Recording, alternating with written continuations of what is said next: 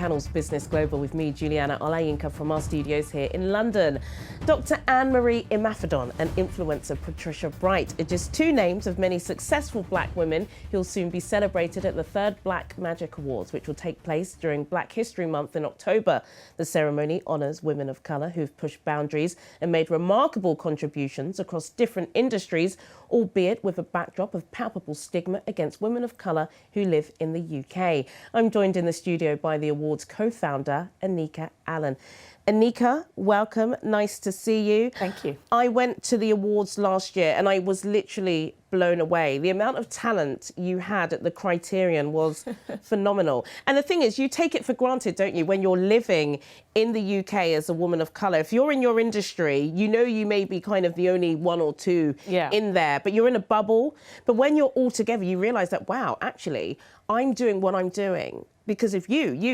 It's really important to see these role models, isn't it? Exactly, and that's one of the reasons why we wanted to start the event in the first place, because lots of times in the UK, when people are talking about role models from the black community, they often look to America. Closer to home, it's usually the men and it's like the footballers and the music artists. But when it comes to black women, you know, a lot of them are kind of underrated or underrepresented within the mainstream. And so we wanted a platform where we could, one, celebrate them and just thank them for paving the way, because, you know, say like Moira Stewart, who's a phenomenal broadcaster, has been in the industry a very long time. You know, she's one of the people that paved the way for, you know, people like you and other people in the UK to basically be a presenter today. And so we wanted a platform to celebrate that. You take that for granted, don't you? I've been having discussions with very honest women recently. And, you know, we said for a lot of us, not all, but for, I would say, the majority of us from working class families, it was nursing. It was cleaning. Yeah. It was double shifts. That was what you grew up watching. And many of us said, actually, no, I don't want to do that. I want to do more than that. And do you think that now black women really are holding their own? I think we have always been holding our own, but it hasn't been publicised. I mean, I always say when I was growing up, I had to be it before I could see it, because my mum worked and I worked in education. My dad was a mechanic. I wanted to work in the creative industry, so I started my career off as a journalist and then migrated into TV production, and now I do content creation and the awards. But there was nobody that I saw doing that growing up. I couldn't look in the newspapers, magazines, or, you know, on TV and see people that look like me doing something creative.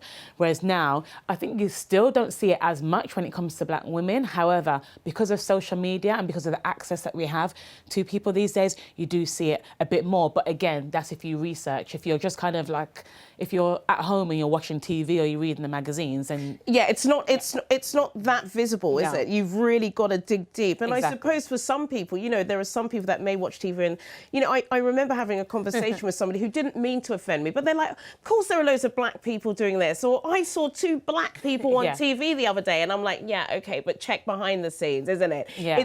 Sometimes it can be blurred. I think one of the reasons why your show is very important is because of the stigma around black women and pay.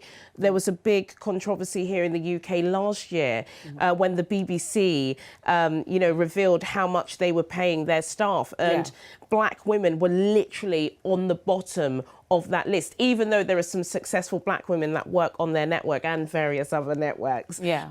But then also as well, Serena Williams, she said that for several years, she was one of the lowest paid in advertising, even though she was beating all of her competitors. Yeah. One in particular who had doped and cheated was still getting paid much more than her. So that's a big problem, isn't it? Just with black women and pay and negotiation. We may be there, but are we being paid what we should be? I mean, the gender pay gap is, you know, a big issue anyway in all industries, but when it comes to black women, we're paid even less than white women, and particularly vastly more than white men.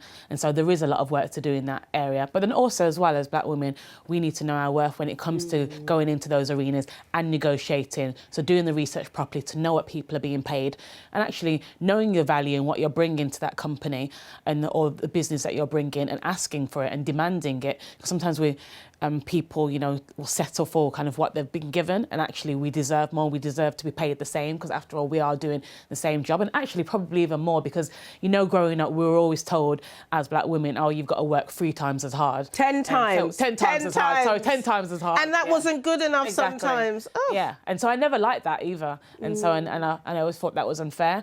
And so, yes, pay what we should get paid what we deserve. Tell me a little bit about this year's award. Patricia Bright, yes. She is a Nigerian. I know some people don't know she's Nigerian, by the way, but she's doing absolutely amazing, isn't she? Yeah, she's an influencer. Obviously, I know for Nigerians, accountant, engineering, doctor.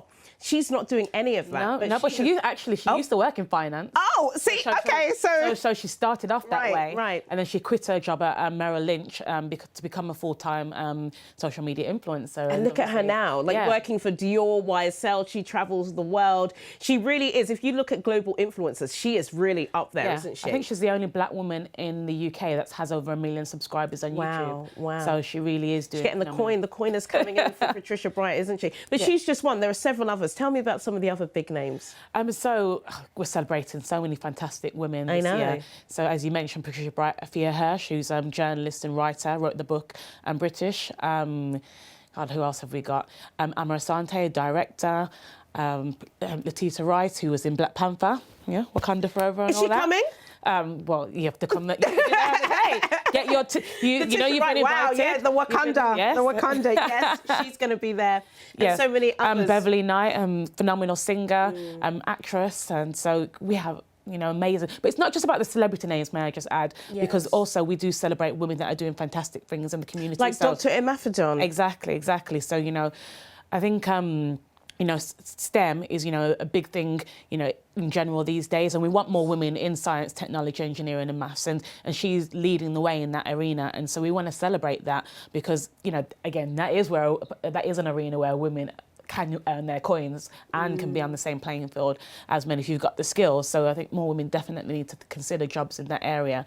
So and there's her and there's Sonia Meggie, who's got a company called Inspirational You and does a lot of things within the community and getting women into leadership positions and things. You've got some big names. So absolutely, I'm sure, you know, Channels Business Global will have an exclusive invite. But I must say it's interesting, touching back on your point where you said that a lot of us don't know our worth.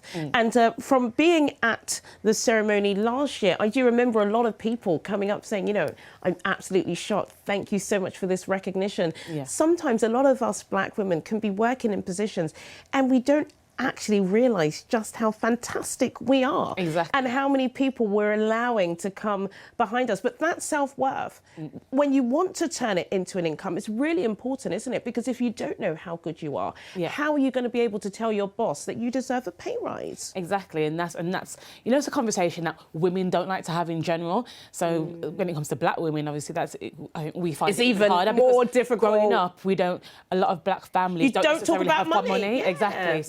So when it comes to kind of negotiating pay, you find it harder. And so it's something that needs to be learnt as we get older and things. And it's something that I've learnt as well growing up, because I started off my career freelancing. So when you freelance, you have to learn to negotiate, because otherwise, you know, you'll be doing exactly the same job but getting paid less because that's what you've negotiated. So I can't argue about it. I can't be sad because this is what I've negotiated with that person. So it's a technique that definitely we need to learn. It's a technique, and one way of, you know, trying to solve the problem is by celebrating black women like Black Magic Awards are doing. Anika Allen, thank you so much for joining us on Channels Business Global and really, you know, paving the way for young black female Britons in the UK. Thank you.